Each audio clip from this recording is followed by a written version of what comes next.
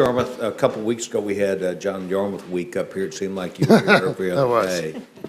We're delighted that you're back. I noticed that you wore your tie in deference to the gentlewoman from Tennessee, and she noticed that. I did too. The gentleman's recognized. Thank you very much, Mr. Chairman. Ranking Member McGovern, it's an honor for me to be here today. Members of the committee, it's an honor to be here with my colleagues. And I certainly join the chairman and others in wishing the speedy return of my fellow Kentucky native, Ms. Slaughter.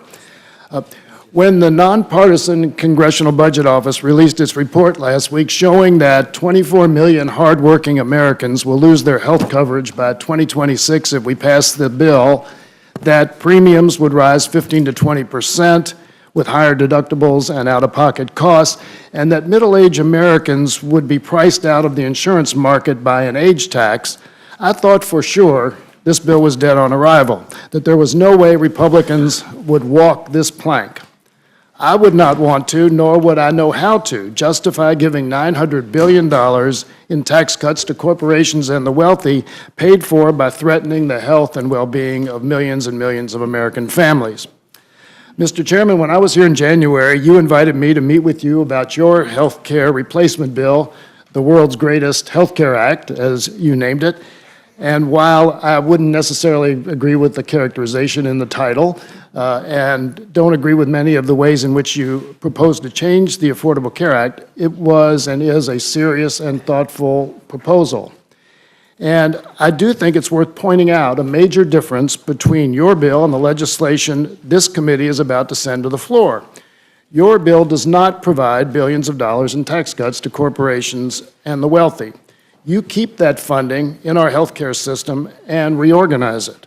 You recognized, as we Democrats do, and as CBO did, that it's impossible to cover as many people and provide better quality of care while making drastic cuts to our nation's health care programs. It's unfortunate the same logic is not reflected in the bill we are debating right now. But let's be honest, this so-called replacement legislation is not a health care bill. It is an ideology bill, a fantasy about freedom and choice existing in a market that doesn't exist.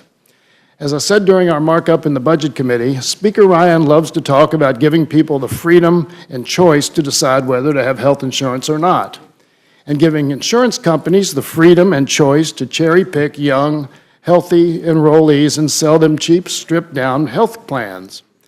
That would work if young people also had the freedom to choose whether to get cancer or not to get in a serious accident or not, which they obviously don't.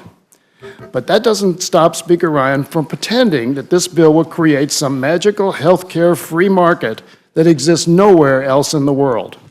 A fantasy land where young people don't get sick, and apparently they don't grow old either, so they don't have to worry about being priced out of the market.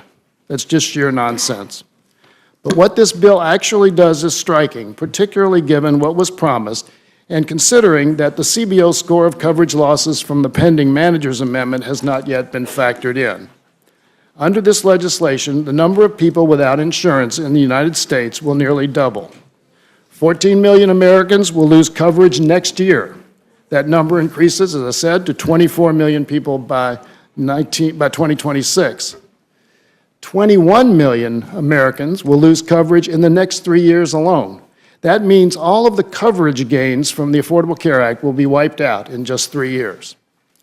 The CBO also estimates premiums in the individual market will jump by 15 to 20% in 2018 and 2019.